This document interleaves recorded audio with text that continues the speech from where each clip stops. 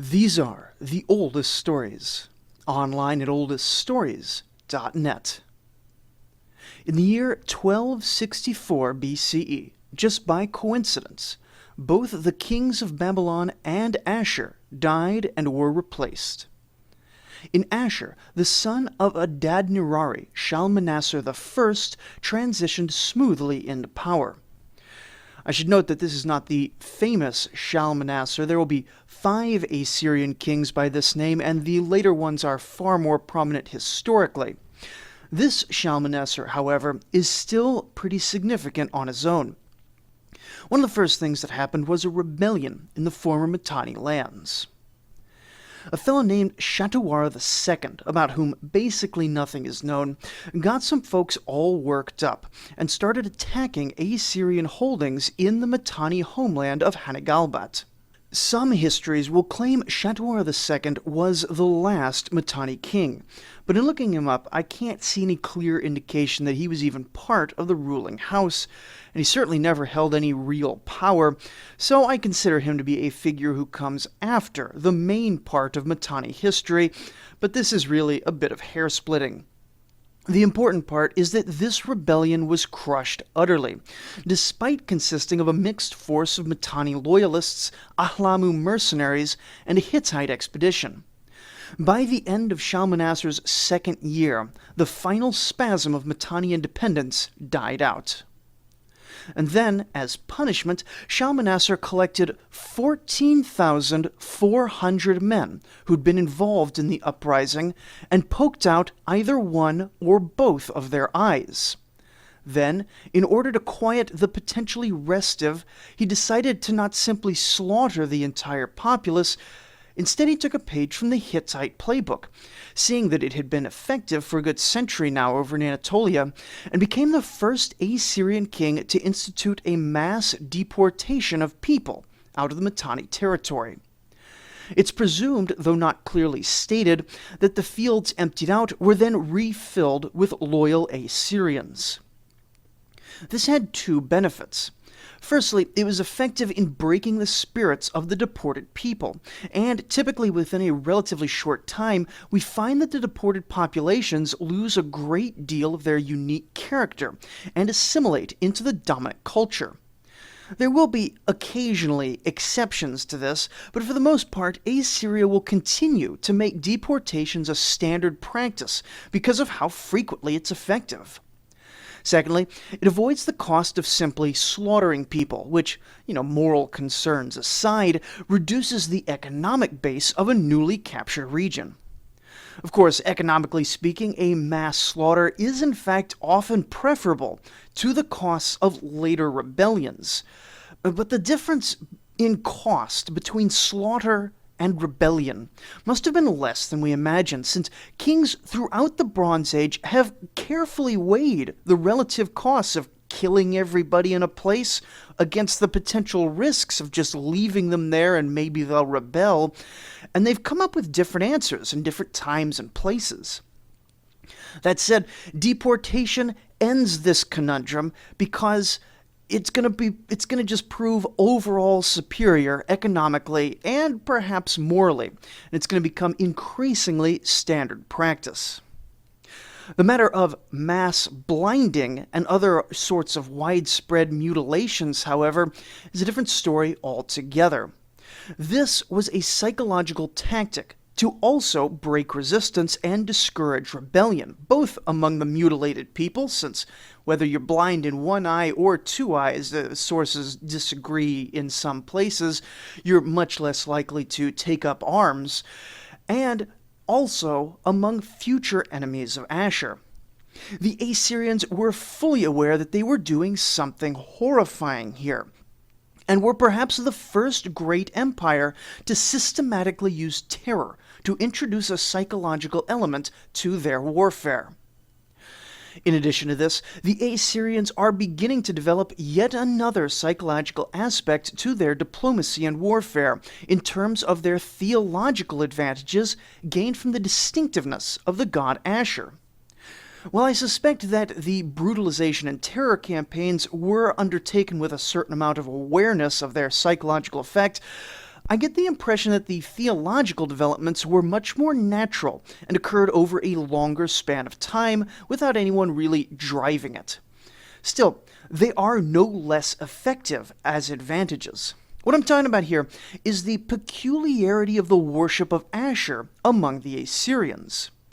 Now, of course, other nations have patron gods, but these patron gods were very much one among many, and what's more, these gods were often shared among many cities.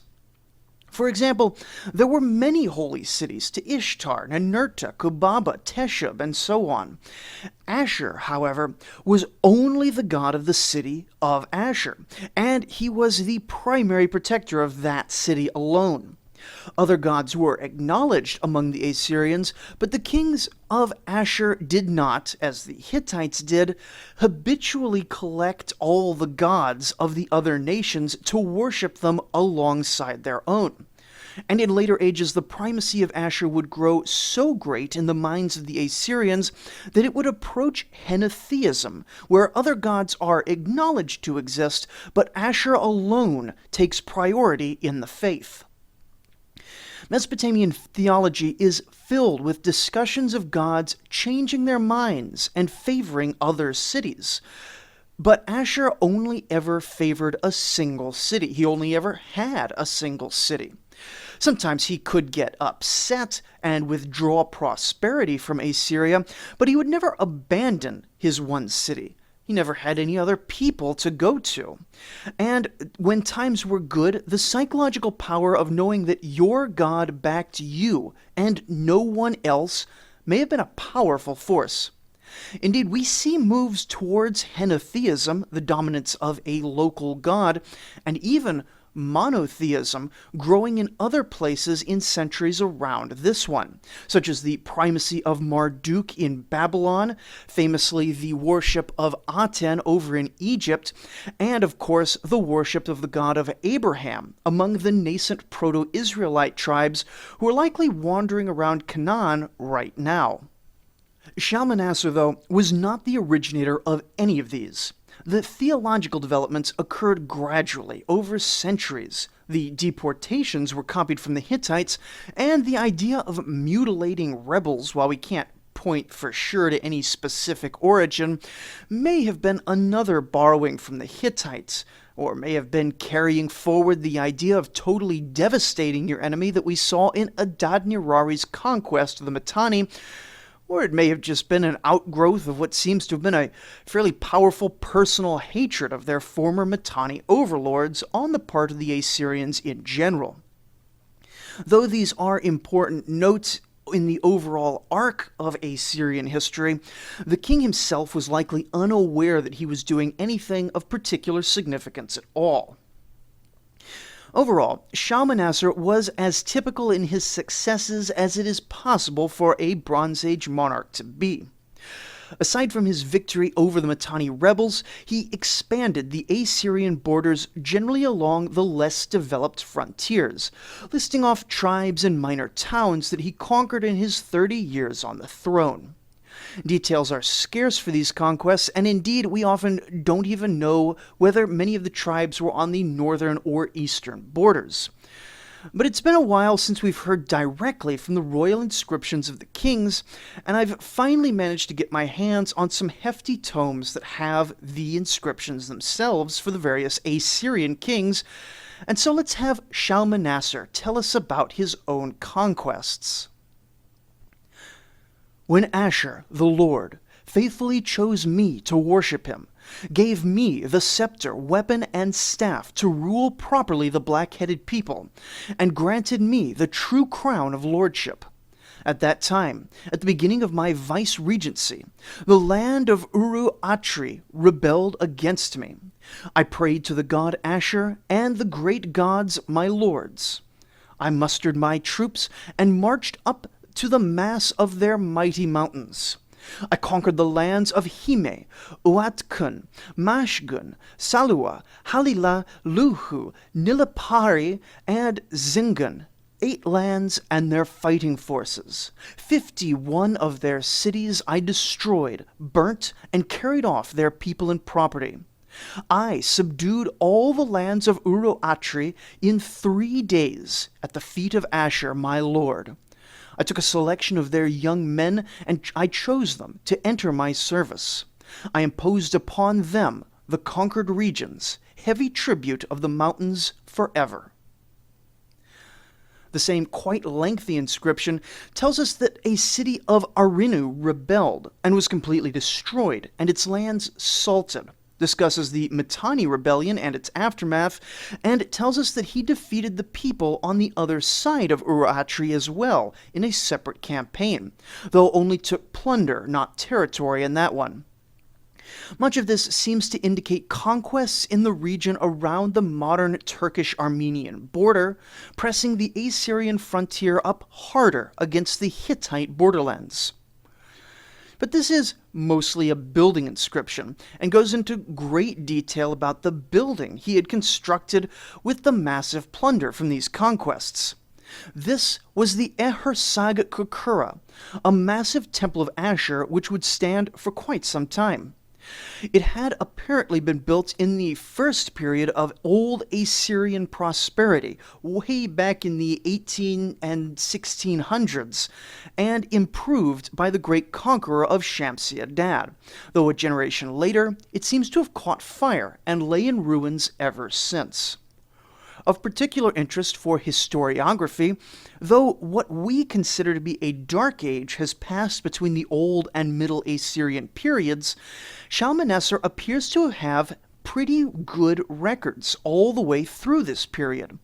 He mentions specifically that between the time Shamsi-Adad took power in Assur until the inscription was written, likely fairly late in Shalmaneser's reign, 580 years had passed.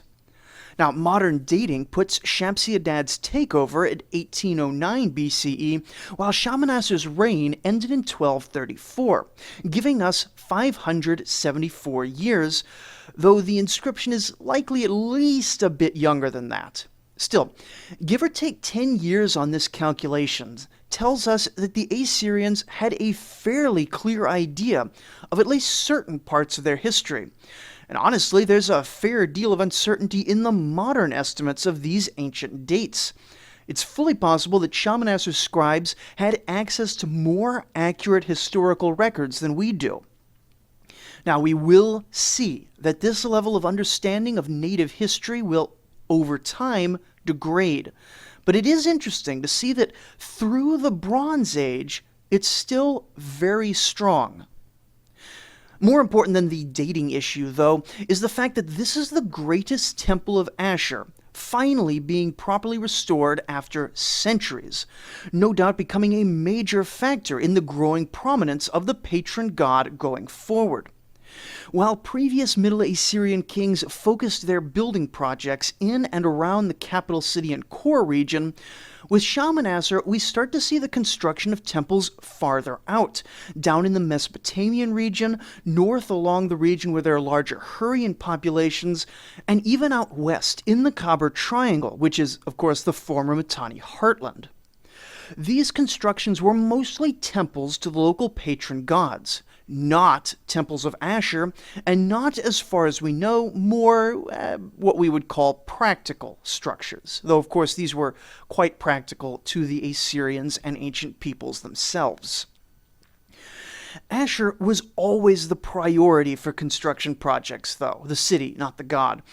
Or I guess the city and the god, but the god in the city. Anyway, the other major Assyrian city of Nineveh was often a close second for construction priorities, but it's likely that Shalmaneser is attempting to widen the Assyrian heartland by spreading out the wealth of construction projects and temple patronage to places that had previously been less well connected to Assyria proper. Not by spreading out the cult of Assur, the god's prominence among the Assyrian pantheon seems only to have increased. For while local cities could have their local gods and could be tied in secular ways to the empire, Assyria as a whole was protected and ruled by a god who was primarily accessed in a single city. That said, even if these construction projects didn't involve the chief national god, whatever got built out in these cities likely had the effect of strengthening the power of the government in that city. Just look today at the modern pork barrel projects that go out to every congressional district in the United States, and how fiercely local congressmen fight for those so that they can get reelected. Shalmaneser, of course, didn't have to worry about getting reelected, but the general idea of needing the will of the people to sort of support the empire was in effect. I should note that Shalmaneser is not the sole force behind the imperialization of the kingdom, and many of these trends likely began under his father and continued under his son, the three monarchs ruling over a combined 98 years and collectively representing the height of Middle Assyrian territorial expansion.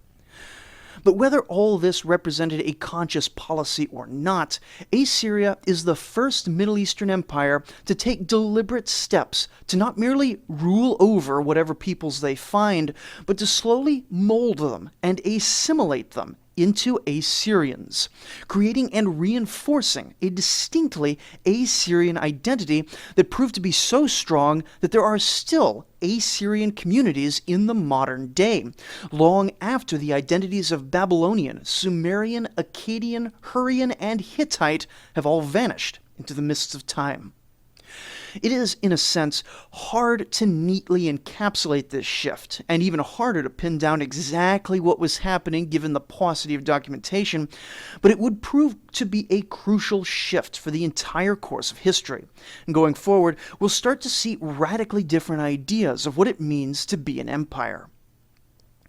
Curiously, we can actually go back to our very early episodes and see Sargon the Great and his successors attempting to do something similar in the Akkadian Empire, which is, of course, the reason ultimately why the Kassite dynasty continues to speak and write in the Akkadian language. But the Akkadians may have been held back by a Mesopotamian cosmology that saw the universe as fundamentally static. With the Assyrians, however, their experience with deportations and their understanding of what's by now a fairly extensive archive of history, they can see that indeed the people and lands themselves do change over time. Guided by the gods, of course, but empires are the instruments of the gods as well, are they not? But much of the change in the nature of empire, though it has its origins here, it's going to have its payoff much further down the line. For the most part, history tends to summarize the 30 years of Shalmaneser's rule with a discussion of the final crushing of Mitanni, then a note that he did some building and conquering.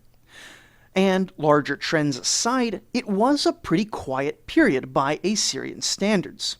In Babylon, however, things are starting to slide downhill, though not very quickly at first. Our story begins in the same year that Shalmaneser took the throne, 1264. But here, the king is merely a child, Kadashman-Enlil II. Now, this is both a good thing and a bad thing.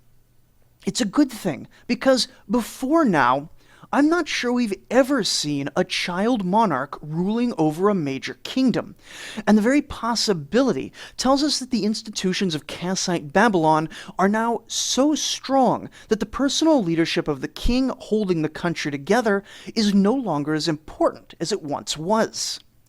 In the past, there have been no child rulers, because it was simply impossible for a child to form the sort of personal loyalties that a king required.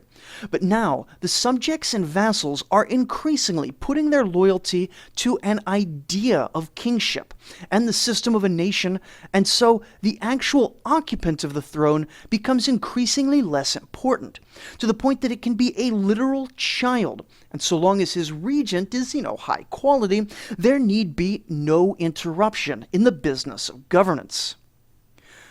Of course, this is also a bad thing because history tells us child kings never turn out well. Kadashman-Enlil II would live for 9 years, and likely some 3 to 5 of those years would be dominated by his vizier, Marduk-Balatu, who would be eulogized as a man whom the gods have caused to live far too long, and from whose mouth unfavorable words never cease.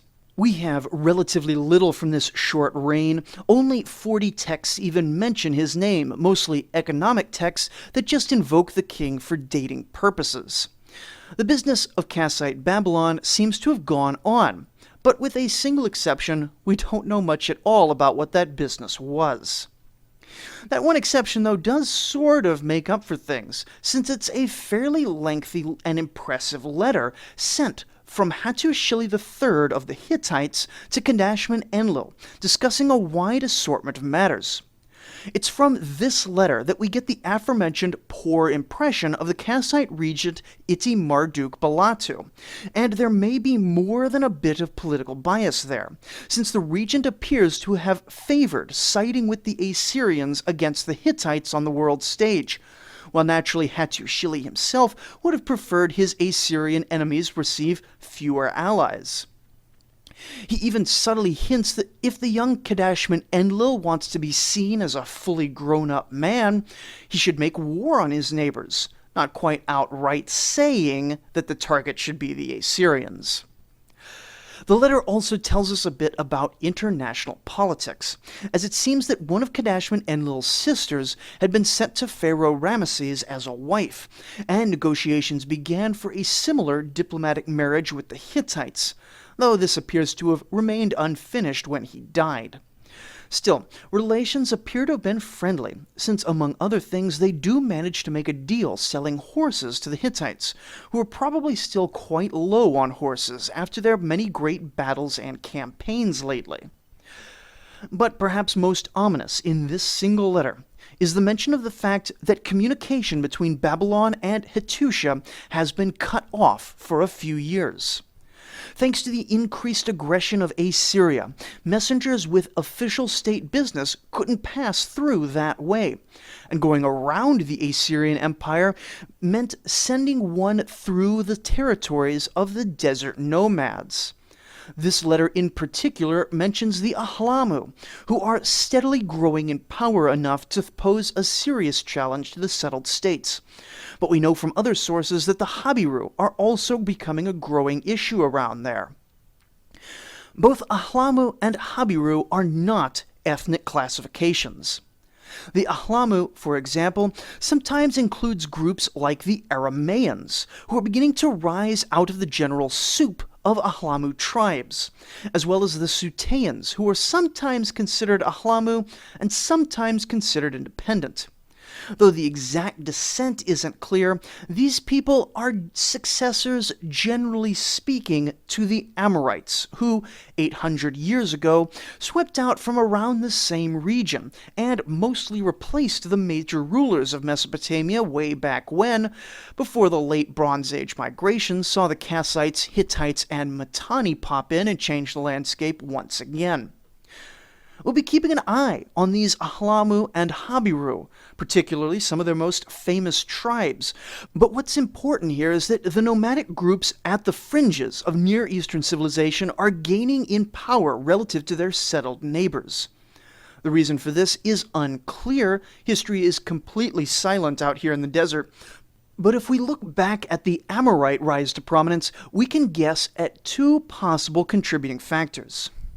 First is environmental. Matters regarding the climate around the year 1200 BCE are remarkably controversial, with people arguing over the dating of volcanoes and climate shifts to fit disputes in chronology. But regardless of whether there were or were not exciting singular disasters like volcanoes and earthquakes and meteors, it seems to me that it's almost certain some sort of climactic shift was beginning, at least by the 1250s, if not a bit before. This may not have been the sort of climactic shift that depresses things globally. There were undoubtedly local effects, such as the salinization of the soil again cropping up in Babylonia, and perhaps the marginal lands at the fringes of civilization just happened to become less marginal in these centuries. Whatever the specifics here, the balance of climactic effects almost certainly changed, and this is strengthening the nomads. We saw the rise of the Amorites associated with climactic changes, and as well the rise of the Gutians who brought down the Akkadian Empire. And when archaeologists finally sort out the current mess of research, I would be completely shocked if there was no environmental aspect to this. Second is the very regional trading system that these nomads are ultimately going to help bring down. The desert nomads prey on trade, and the more international trade that exists, the more they can take through raids. Possibly more significant than mere banditry, though, the last 100 years of the Bronze Age sees the Habiru and Ahlamu mercenaries acting as extremely high-value auxiliaries among all the nations of the Near East. These groups fight, survive, and grow extremely wealthy, able to profit in both war and peace, growing their tribes enough to become major regional threats. Pretty much all of this is going on outside the historical record, among people who don't leave much writing and have very little archaeological presence. So beyond these two factors, it's difficult to explain their rise in prominence in the final century of the Bronze Age. And on the topic of people with very little historical record, this exhausts everything we know about Kadashman-Enlil II, and he died after only 9 years. It isn't clear why he died, but it's almost certain that he was no older than 25, possibly even a little bit younger. It isn't clear how the next king was related. One very late record suggests that Cutter-Enlil was the son of Kadashman-Enlil, which is biologically impossible, given that Cutter-Enlil was an adult when he took the throne. Perhaps he was Kadashman-Enlil's brother, but we simply don't know. What we do know is that a number of longer-term trends in Babylonian culture appear in Cutter-Enlil's time. For one, the very name Cutter-Enlil, meaning son of Enlil, is the very first wholly Akkadian name in the Kassite dynasty. Additionally, this is the first time that in the Babylonian written record that we see someone bearing a name which means Marduk is the king of the gods. Akkadian culture, and specifically Babylonian religion, are only growing in prominence at this time. Also, just as the god Assur is growing in prominence in Assyria, so too is Babylon's patron Marduk growing in prominence down in the south, suggesting that though Mesopotamia is now divided among northern and southern political regimes, there's still a certain amount of continuity of thought between the two rivers. Like his predecessor, Cutter-Enlil ruled over a period of peace in Babylon, maintaining a treaty with Assur and sending a daughter to the Hittites. Pharaoh Ramesses II seems to have had a poor impression of the Babylonians at this time, but he was far enough away that his opinions likely held little sway in the Kassite courts. The dividends of this peace were sent to the 3 major capitals: the Kassite capital of Dur-Kuri-Galzu, which has so far proven to be the most enduring of the late Bronze Age new capital cities, as well as the cultural capital of Babylon, and most especially the southern capital of Nippur. Nippur was both home of Cutter-Enlil's personal god, Enlil, king of winds, and it was increasingly the primary hub of economic activity in the old Sumerian region, which is experiencing something of a burst of growth around now. This burst of growth may have been quite good in the short run, a side effect of the heavy political patronage and construction projects funded by the North. But it seems likely that many of these new populations in the big cities mostly came from other parts of Sumer that were experiencing the great bane of southern Mesopotamian agriculture, salinization. For those who hadn't listened to the early episodes on Old Babylon, the very flat terrain and poor drainage of the region that was once the cradle of civilization had the long-term consequence of depositing massive amounts of salt in those same fields, killing them over centuries. The periods between the great civilizations, when these fields are abandoned, gives them a certain amount of time to recover, but it looks like by this point the old menace is returning. Additionally, climactic changes in general seem to hit South Sumer far harder than the rest of Mesopotamia, likely because over the centuries since the place became the origin of agriculture, the overall climate has worsened. And so when climate in general goes on the downswing, South Sumer gets hit harder than the places around it. Though we see large amounts of new construction and economic activity in Nippur, other ancient cities like Larsa are receiving tax exemptions for unknown reasons, but which could indicate an inability to produce enough crops to send out of the city. But there was little that Cutter-Endel could do about the shifting climactic winds. And what little we know of his reign tells us that he was as responsible as a king could be in his 9 years on the throne. He died a few days into the Babylonian New Year on what we would call the year 1245 BCE. His successor was not his son. He likely wasn't old enough for adult sons, though it isn't clear where Shagarachti-Shuriash came from. Perhaps another brother, or perhaps a cousin from elsewhere in the royal line.